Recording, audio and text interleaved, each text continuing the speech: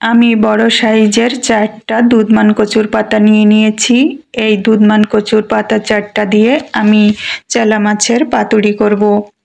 আমি ভালো করে ধুয়ে এনে ছোট টুকরো করে নিয়েছি পাতাগুলো, আর সাথে সাথে শিরাও ফেলে দিয়েছি।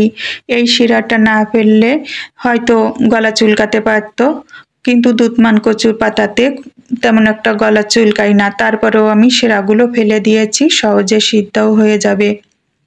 আমি 1 চা চামচ পরিমাণ শুকনো মরিচের গুঁড়া, 1 চা চামচ পরিমাণ লবণ, হাফ চা চামচ পরিমাণ হলুদ, 3টা কেটে কুচি করে রেখেছিলাম পেঁয়াজ, আর বেশ কতকগুলো কাঁচামরিচ চেলা মাছে দিয়ে আমি ভালো করে চেলা মাছটা মেখে নিয়েছি। আর কচুর পাতাগুলো আমি 6টা ভাগে ভাগ করে নিয়েছি। চেলা মাছও আমি 6টা ভাগে ভাগ করে নিয়ে পাতাগুলো খুব সুন্দর করে আমি মুড়ে সুতা দিয়ে বেঁধে দিচ্ছি। আমি অতটা স্মার্ট না, তাই আমি সুতা দিয়ে বেঁধে দিচ্ছি। অনেকেই দেখি সুতা দিয়ে না বেঁধেই ভাজি করে, কিন্তু তাদেরটা ছড়িয়ে যায় না, কিন্তু আমার এই পাতাগুলো ছড়িয়ে যাবে। আমি অতটা স্মার্ট না, তাই পাতাগুলো আমি ভালো করে সুতা দিয়ে বেঁধে দিলাম।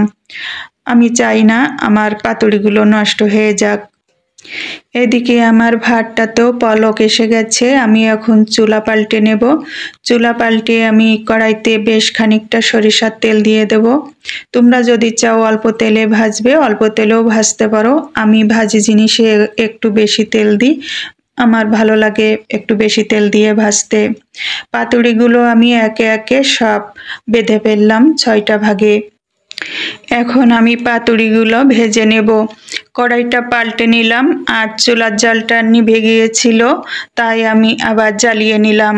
তেলটা গরম হলে আমি একে একে পাতুড়িগুলো দিয়ে দেব। আমি বেশ পরিমাণ ঝাল দিয়েছি। শুকনা মরিচের গুঁড়া দিয়েছি 1 চা চামচ, ও কাঁচামরিচ দিয়েছি বেশ কতকগুলো। তোমরা যেমন ঝাল খাও তেমন ঝাল দিতে পারো, কিন্তু কচু জিনিসে একটু ঝাল বেশি দিতে হয়, তা না হলে ভালো লাগে না। লবণটা তোমরা তোমাদের পছন্দ মতন দেবে। আমি আমার পছন্দ মতন লবণ দিয়েছি। আমি আরও বেশ কয়েকটা শুকনো মরিচ দিয়ে দিলাম। যদি কেউ শুকনো মরিচ নিতে চায় নিতে পারবে, আর যদি না নিতে চায় না নেবে, এটা কোনো অপশনাল না। আমি পাতুড়িগুলো খুব ভালো করে উল্টে পাল্টে ভেজে নিচ্ছি, আর একই সাথে শুকনো মরিচগুলোও ভাজি করা হয়ে যাবে। এই দুধমান কচুর পাতাগুলো আমাদের বাড়িরই পাতা। আমাদের মাত্র 5টা গাছ, 5টা গাছ থেকে আর বেশি হয় না। আমরা 6টা গাছ লাগিয়েছিলাম, একটা মারা গেছে আর 5টা আছে, কিন্তু সারা বছর এই 5টা গাছ থেকে আমরা ডগা পাতা খেয়ে থাকি। আর একটা যদি বাড়তো তাহলে ভালো হতো, দুটো একটা বাড়লে। আমি পাতুড়িগুলো খুব ভালো করে ভেজে নিয়েছি। এখন আমি পাতুড়িগুলো নামিয়ে নিচ্ছি। তোমরা যদি চাও এই পাতুড়িতে এখন একটু চিনিও ছড়িয়ে দিতে পারো। চিনি ছড়িয়ে দিয়ে কড়াইটা ঝাঁকিয়ে নিয়ে পাতুড়িগুলো নামিয়ে নিতে পারো। আমি মাছ দিয়েছি, তাই আমি চিনি ব্যবহার করলাম না এখানে। হয়ে গেছে আমার মাছের পাতুড়ি।